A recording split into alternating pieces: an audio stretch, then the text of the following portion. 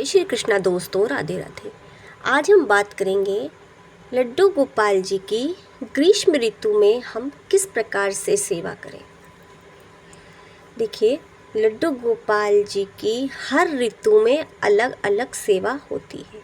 जैसे कि जब शरद ऋतु होती है यानी कि ठंड का समय होता है तब अलग सेवा होती है, बरसात के मौसम में अलग सेवा होती है, और गर्मी यानी कि ग्रीष्म ऋतु में लड्डू गोपाल जी की हम अलग प्रकार से सेवा करते हैं। जिससे आइए जानते हैं कैसे। तो देखिए, सर्वप्रथम यदि आपके घर में लड्डू गोपाल जी विराजमान हैं, आप उनके चरणों की सेवा में रत है, तो हमें गर्मी में क्या करना चाहिए। देखिए, सर्वप्रथम हमें सबसे पहले गर्मी में लड्डू गोपाल जी के लिए खस की कुटिया का प्रबंध करना चाहिए, क्योंकि वृंदावन में अक्षय तृतीया के दिन से लड्डू गोपाल जी के लिए खस की सेवा शुरू हो जाती है, चंदन की सेवा शुरू हो जाती है और फूल बंगले की सेवा शुरू हो जाती है।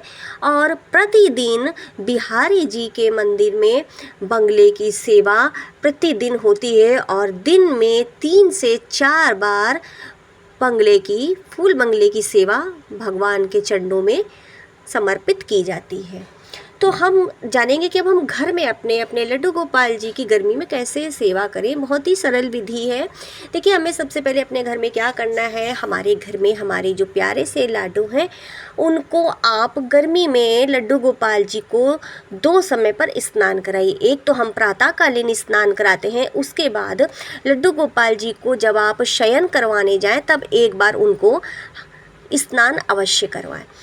स्नान करवाने के बाद देखिए, जैसे कि हम लोग जब सवेरे लड्डू गोपाल जी का पूजन करते हैं तो उनको चंदन वगैरह लगा देते हैं। तो रात के समय यदि आप स्नान कराते हैं और यदि नहीं भी कराते हैं तो किसी हल्के से गीले कपड़े में करके उसको और लड्डू गोपाल जी के हम लोग शरीर को पोंछ देंगे, चंदन वगैरह को साफ़ कर देंगे और साफ़ सुथरे वस्त्र उनको हम पहनाएंगे। उसके बाद हम लड्डू गोपाल जी को सूती यानी कि प्योर कॉटन के वस्त्र ही धारण करवाएंगे। जैसे कि ये देखिए, अभी मैंने अपने गोपाल जी को, ये घर के बने ही कपड़े सबसे बेस्ट होते हैं, क्योंकि देखिए जो मार्केट के कपड़े होते हैं वो चुभते हैं, और जो घर के बने हुए कॉटन के सूती कपड़े होते हैं वो बहुत ही मुलायम होते हैं। तो गर्मी भर हम लड्डू गोपाल जी को घर के बने ही सूती के कपड़े पहनाएंगे। जैसे कि देखिए, ये मैंने बनाया है, ये झबला है कॉटन का लड्डू गोपाल जी के। और ये देखिए, इस तरीके से छोटी छोटी फ्रॉकें आप अपने घर में भी तैयार कर सकते हैं, नहीं तो किसी से आप बनवा भी सकते हैं। मतलब आपको लड्डू गोपाल जी को सूती कपड़े, हल्के कपड़े, मार्किन के कपड़े, मल के कपड़े, मलमल कॉटन, इस तरीके से भगवान को धारण करवाने हैं। उसके बाद सबसे अहम, भगवान को ठंडे भोजन देना है, ठंडा भोग लगाना है। जैसे कि ठंडा दूध है, दही है, खीर है ना, इस तरीके से, और दूध और भात है जो कि हमारे बिहारी जी को अति प्रिय हैं। इस तरीके से हम भगवान को ठंडा भोग लगाएंगे। और भगवान के पास हम हमेशा एक झारी जी रखेंगे, जो कि ये देखिए मिट्टी का बना हुआ घड़ा कोई आप ले सकते हैं, छोटी सुराही ले सकते हैं। इस तरीके से ये देखिए, जैसे कि मैंने भगवान की सेवा में ये रखा हुआ है, भगवान की सेवा में झारी जी रखी हुई है। तो इस तरीके से आप कोई भी झारी जी में भगवान को हमेशा ठंडा जल उनके समीप रखिए कि उनको कभी भी प्यास लगे तो वह पानी को पी सके। उसके बाद हम आते हैं, सर्वप्रथम मेन जो चीज़ है वो है इत्र की सेवा, क्योंकि गर्मी में, ग्रीष्मकालीन में लड्डू गोपाल जी को इत्र की सेवा जरूर दी जाती। बिना इत्र की सेवा के उन लड्डू गोपाल जी कभी भी प्रसन्न नहीं होते, और इत्र ना लगाए तो उनकी सेवा पूरी नहीं मानी जाती है। तो हम लड्डू गोपाल जी को इत्र की सेवा देंगे। सुबह भी जब प्रातःकालीन स्नान कराएंगे तब उनको इत्र की सेवा, दोपहर में इत्र की सेवा, और रात को सोते समय इत्र की सेवा देंगे। तो ये देखिए, इत्र हमने ये मैं लेकर के आई थी, और अब गर्मी के कुछ और इत्र लाने हैं। जैसे कि कदम्ब का इत्र होता है, खस होता है, तो मैं एक्स्ट्रा ले करके ही रख लेती हूँ। जैसे कि देखिए, खस का इत्र है, तो लड्डू गोपाल जी के आप वस्त्र पर लगा सकते हैं, लड्डू गोपाल जी के विग्रह पे लगा सकते हैं।